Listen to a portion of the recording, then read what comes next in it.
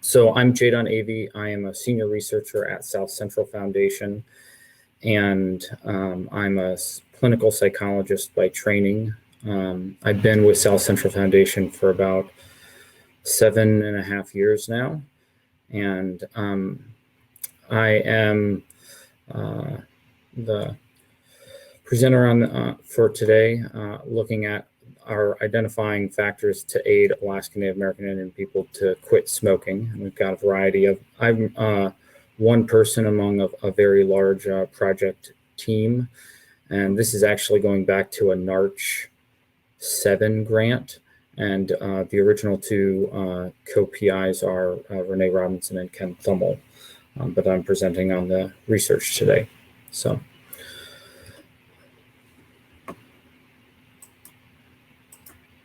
So SCF has a vision of a Native community that enjoys physical, mental, emotional, spiritual wellness. And the idea of this is working together through with the Native community to achieve wellness through health and related services, and research is a related service. We're always striving towards that vision and mission. We also have operational goals of shared responsibility, commitment to quality, and family wellness. And I think this gets to commitment to quality a little bit on this particular topic. So today I'm going to be talking about basically the relative contributions of nicotine metabolite ratio, tobacco cessation medications, demographic and tobacco use history on successful tobacco cessation outcomes at 6 weeks for Alaska Native American Indian people that smoke, a small subset of people within our health system that participated in a study a little while ago. Learning objectives are really about nicotine metabolite ratio as a phenotypic biomarker,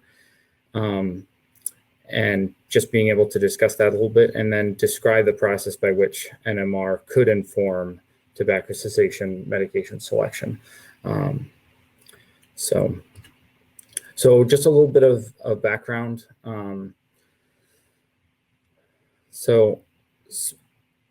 Prevalence of smoking continues to be high among Alaska Native and American Indian people, with Alaska Native people having about twice as high as non-Native people in the state in terms of smoking. And unfortunately,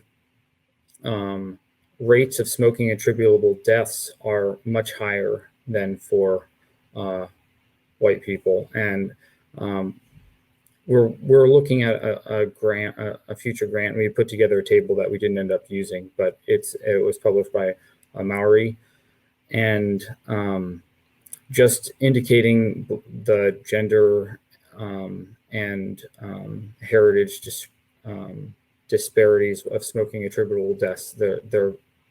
They're alarmingly high. So we've used colors to indicate quartiles here among the 4 categories. But most people are actually trying to quit smoking, and more than half did try to quit smoking in the last year. And I should say, before we go on too much further, we don't know exactly why these disparities lead to smoking attributable death. Just smoking disparities lead to that. So that's an area for future research that goes beyond that. But we're looking at trying to improve treatment and tobacco cessation treatment, because that's an important part of a comprehensive tobacco control strategy. So there's been genes, CYP2A6, CYP2B6, that have been involved in nicotine metabolic ratio, and then you can just use nicotine metabolic ratio itself to optimize tobacco cessation medication selection. There's been one study by Lerman on this topic to date, but there are more happening, and there's additional literature beyond that to support the use of NMR.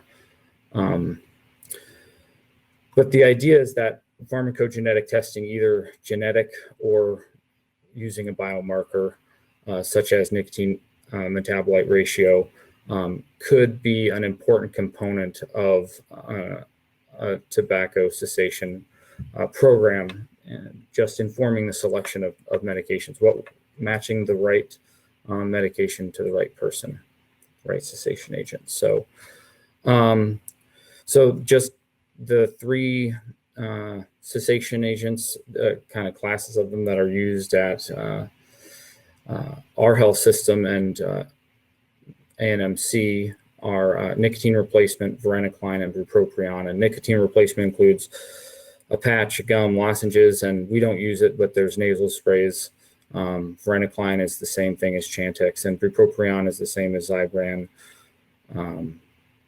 as well. So, so two people smoke a cigarette and the same amount of time passes. Those with slow metabolism will still have a lot of nicotine in their system. Those with normal metabolism, what's called normal metabolism, may have less. And this is what Aaron was getting at with the types of smoking patterns. So to get at Tim's question, in Lerman, basically they had looked at those with slow metabolism, which is an NMR below 0.31. You know, they had looked at it being optimal for the patch, whereas those that had an NMR of greater than 0.31, varenicline and bupropion were more optimal. So that was from that one study. And actually, the Lerman paper didn't exactly get it per program, but there's been other papers that have gotten at that. So, so our study was an observational study, and we were looking at people that were trying to quit smoking. The data were collected 2015 to 2018, but it was an observational cohort, so we weren't assigning anybody to any medications. We were just following up with people, and but we were contacting them before they had started the quit tobacco program, so they'd indicated an interest, and then we would do a baseline with them at the same time as their intake, basically that same day. And then they would complete surveys, demographic and tobacco use history surveys, as well as blood, urine, and breath samples being carbon monoxide. And then urine NMR was used to categorize slow or normal metabolism, with a main outcome being self-reported smoking status confirmed by carbon monoxide and urinary cotinine. And then the analysis we've got are just descriptive statistics, concordance with tobacco treatment, and phenotype, and as well as regression to estimate relative risk of quit success. So,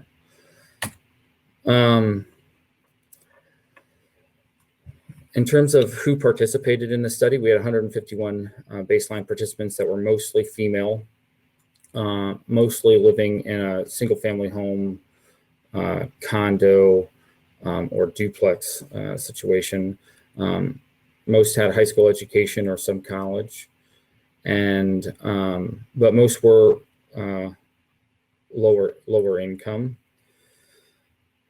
And then kind of similar to what Aaron had found and what's been found in many other studies is that there's a lot of people who don't smoke a lot of cigarettes. They do smoke daily, but they smoke less than 10 cigarettes per day.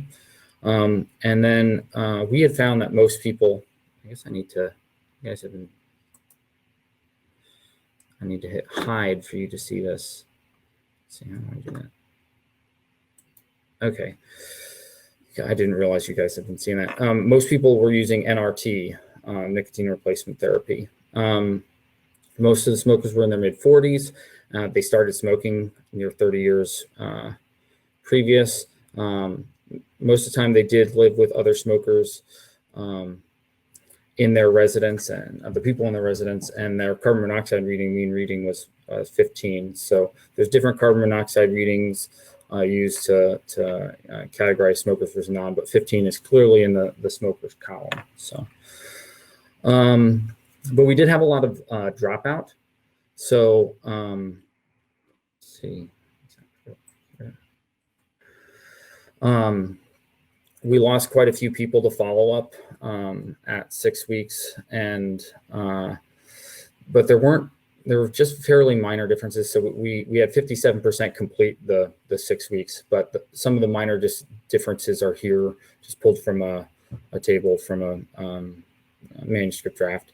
But it looked like residents and annual household income a little bit, and then some other things were kind of trending, but not terribly significant. But you can just see the number of time people were trying to quit smoking in the past year, kind of across everything, was pretty high. So, whereas only 54% had tried to quit in the last year, there was a lot of people trying to quit smoking an awful lot. If our mean values were 2.8. So, and then yeah, so I'll just keep going. I think we're running low on time here. So.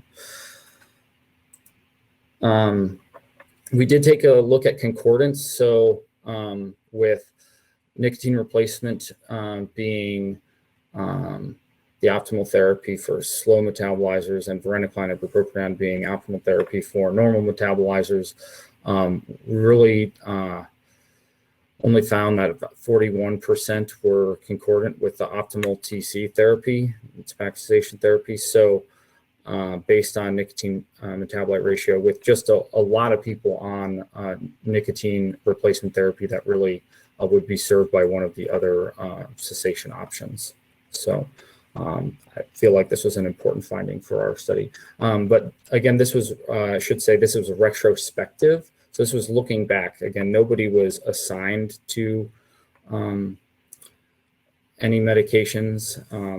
But this was just looking based on, this is kind of an incidental finding, looking at what people were on naturally, what they selected in conversation with their provider, their pharmacist, and the tobacco treatment specialist. I should say one other thing is everybody was also receiving counseling at the same time. So they would go through, they'd be in the Quit Tobacco program, and part of that was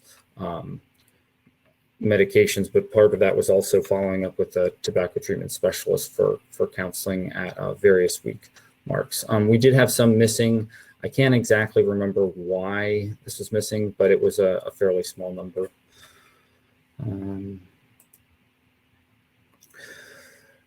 Overall, the quit rate was 25%.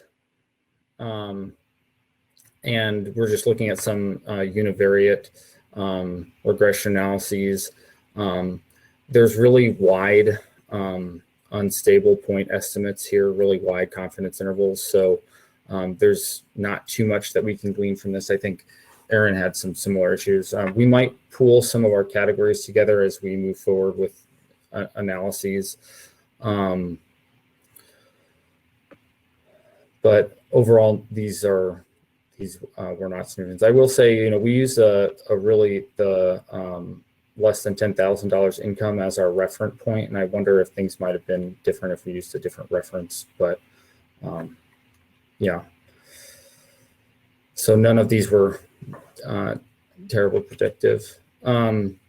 Similarly, with just tobacco use history, not a lot of things that were helpful or predictive here either, in terms of like the number of cigarettes smoked per day, in terms of helping people, or whether or not it helped or hurt people in quitting smoking. So I'm going to get to the good stuff since I see we're running closer on time. We did start to notice, even in univariate analyses, some differences between cessation therapy type, with NRT being the reference. We didn't use none as the reference because it was such a small number of people that didn't select a cessation therapy, but there were, I think, 20 folks. But comparatively, varenicline was in this small study was more helpful in helping people quit smoking than NRT. But then and then we started seeing some trends where, well, at the very least, we're getting to where no medications and non-optimal therapies in terms of the reference are less helpful in quitting smoking. So then we looked at the multivariable model that accounted for some of the p-values that were closer, some things that had these point estimates that were seemingly significant but had wide confidence intervals. And then we ran that through a multivariable model, regression model. And this is where we saw that varenicline and bupropion alone or with NRT. So some people, this is NRT alone. Within our system, a lot of people will use bupropion and NRT, and they'll use NRT for the early stages until they're getting blood levels with bupropion.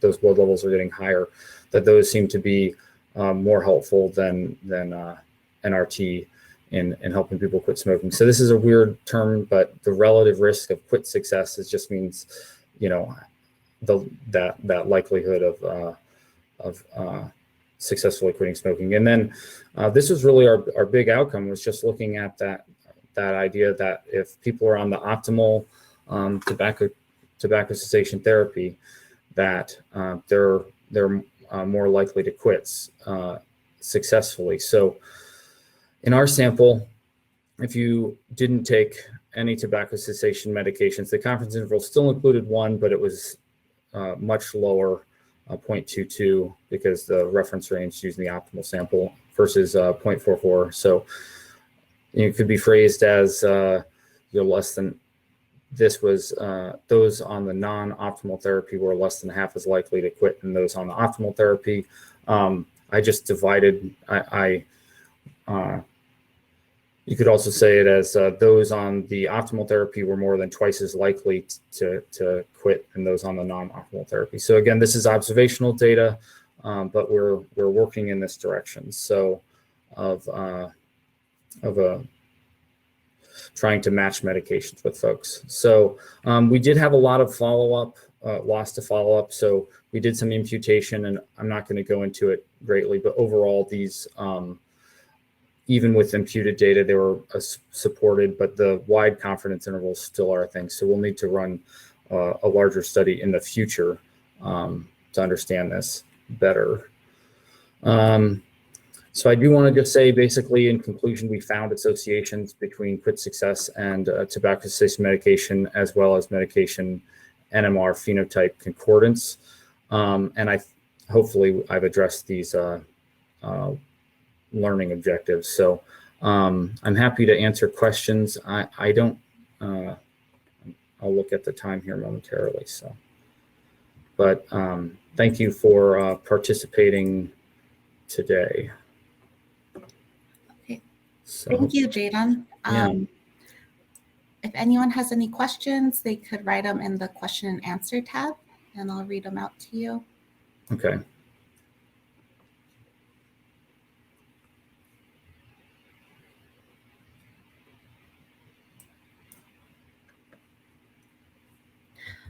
So we have a question from Dr. Tim Thomas. He said, so just to clarify, is it possible to determine optimal therapy in the clinical setting? So it's kind of complicated. Yes and no. In the clinical setting, I would say right now there isn't, it's not approved. I guess there's one of our partners on this project is Rachel Tyndale, and there's like a FDA approval process for having like an official FDA approved biomarker, and NMR has not, it's in conversations with that, but it's not there yet. And again, this was observational data, so we don't have that. I'm currently working with Christy Patton, and we're putting together a grant application to pilot something where we inform people of their NMR and what the optimal medication is to increase the medication concordance. But we don't have grant funding for that, and the grant's just going in. And once we do that, then we could roll out a larger trial, within the SCF for the Alaska Native healthcare system. But there currently is not something that says, you should do this versus that based on NMR alone. I can forward you the Lerman paper too. Happy to do so.